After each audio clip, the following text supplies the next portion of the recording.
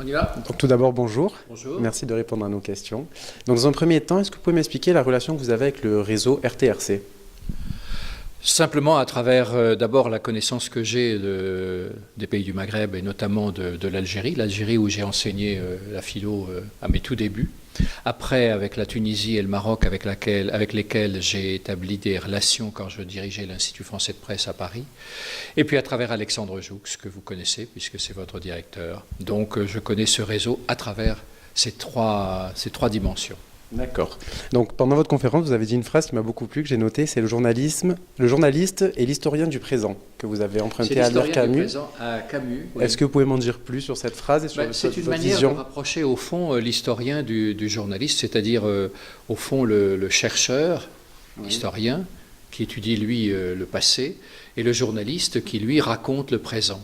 Et un bon journaliste doit d'abord rapporter les faits, ensuite les raconter pour que ce soit véritablement compréhensible, donc dans un langage qui correspond bien à ce que peut attendre les destinataires de sa parole, et puis il doit les interpréter et puis éventuellement les commenter. Et je ne vois pas de différence, moi, entre l'historien qui étudie le passé, qui lui aussi doit aller chercher les faits dans des archives, etc. Il a des difficultés, lui.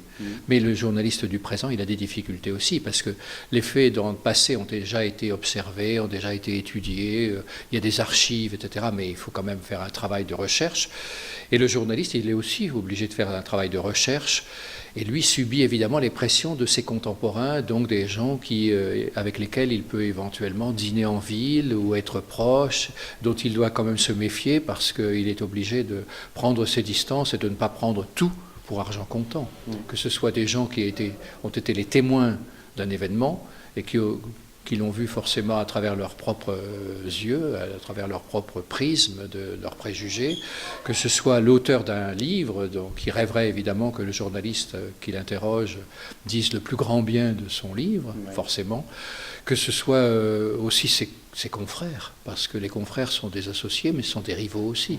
Ils sont en concurrence, mais il ne peut pas quand même dire quelque chose de trop différent de ce que ses confrères disent lorsqu'ils rapportent le même événement, sauf évidemment à être mis à l'index, de la part de ses confrères qu'il dit vraiment n'importe quoi. Et puis il est obligé aussi, on l'oublie, d'obéir à de respecter une certaine ligne éditoriale, parce qu'il y a des médias qui sont indépendants. C'est pas facile. Il y a des médias qui sont partisans. Dans ce cas-là, c'est plus facile, en un certain sens. Puis il y a des médias qui se disent indépendants et qui ne le sont pas, ce qui est quand même un peu gênant. Et d'ailleurs, finalement, ça leur retombe sur le nez.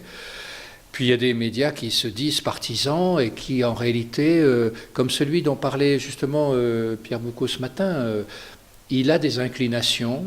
Il a des préférences.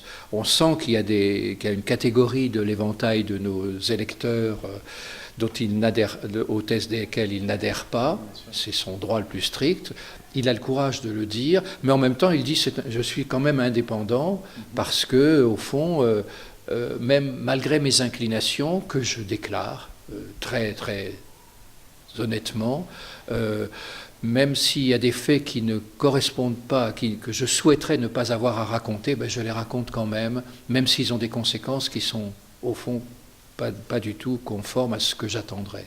Ça, je trouve que c'est quand même assez admirable. C'est un peu la position d'un journal comme, oui, un peu plus l'Observateur, plus l'Obs que Le Monde, par exemple. Ouais. Le Monde se dit indépendant et tout le monde sait qu'il ne l'est pas. L'Obs dit, j'ai une tradition, j'ai une certaine culture, ne vous attendez pas à ce que je défende telle et telle thèse, ne vous attendez pas à ce que je sois un défenseur aveugle du capitalisme, mais il est capable quand même de critiquer les siens. Il est capable de dire que sa famille politique, dont il ne cache pas, à laquelle il appartient, et il ne cache pas cette appartenance, il n'hésite pas à dire des choses qui sont véritablement pas agréables du tout à entendre par sa famille politique.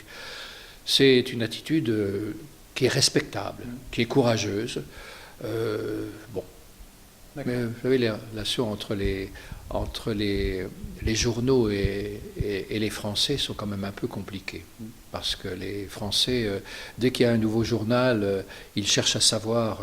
Ils ne se demandent pas d'abord ce qu'il leur apporte que les autres n'apportent pas, ce qu'ils devraient faire, mais ils se demandent pour qui ce journal roule. Alors, c'est très difficile de dire qu'on est indépendant, parce que quand vous êtes indépendant, quand vous dites que vous êtes indépendant, immédiatement les gens se demandent pour qui vous roulez.